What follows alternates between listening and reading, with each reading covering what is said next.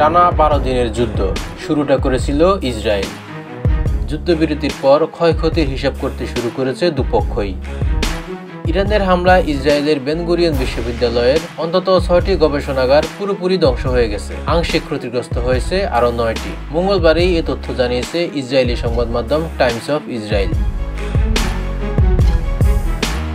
সংবাদ মাধ্যমটির তথ্য মতে গত 19 জুন ইরান থেকে নিক্ষিপ্ত একটি ক্ষেপণাস্ত্রের আঘাতে এই ক্ষয়ক্ষতি হয়েছে। দক্ষিণ ইসরায়েলের বিয়ার শেবা শহরে অবস্থিত বেন গুরিয়ন বিশ্ববিদ্যালয়। বিশ্ববিদ্যালয় কর্তৃপক্ষ জানিয়েছে, চিকিৎসা বিজ্ঞান ও জীববিজ্ঞানের বিভিন্ন গবেষণা প্রকল্পের দীর্ঘ সময় ধরে পরিচালিত গবেষণার ফলাফল এই হামলায় নষ্ট হয়ে গেছে। প্রতিষ্ঠানের প্রধান ক্যাম্পাসের প্রায় 30টি ভবন, শ্রেণীকক্ষ, পরীক্ষাগার এবং স্বাস্থ্যবিজ্ঞান অনুষদের বিভিন্ন বিভাগে ক্ষতিগ্রস্ত হয়েছে। বিশ্ববিদ্যালয়ের কর্তৃপক্ষ জানিয়েছে, পুরোপুরি ক্ষয়ক্ষতির পরিমাণ নিরূপণের প্রক্রিয়া এখনো চলমান।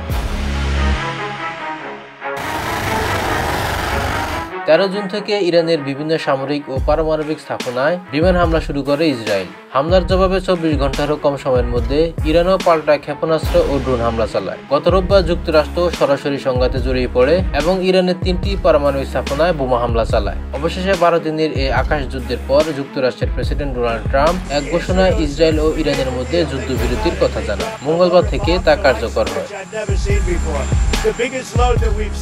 এরই মধ্যে ইসরায়েলের কর্তৃপক্ষ জানিয়েছে, ইরানি ক্ষেপণাস্ত্রের সরাসরি আঘাতে ক্ষতিগ্রস্ত ব্যক্তিদের কাছ থেকে ক্ষতিপূরণ দাবি করে প্রায় 39,000 আবেদন পেয়েছে তারা।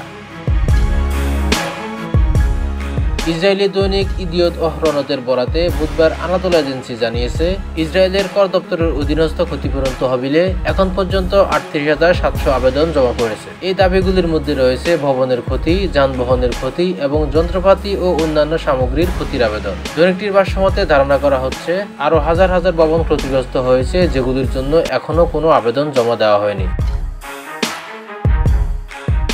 ইসরায়েলি ওয়েবসাইট বাহাদ্রি হারেদিম জানিয়েছে, শুধু তেল আবিব অঞ্চল থেকে প্রায় 25,000 এবং আশকেলন থেকে প্রায় 11,000 দাবি জমা পড়েছে। তবে ক্ষতিপূরণের সম্ভাব্য আর্থিক পরিমাণ সম্পর্কে এখনও কোনো আনুষ্ঠানিক হিসেব প্রকাশ করা হয়নি।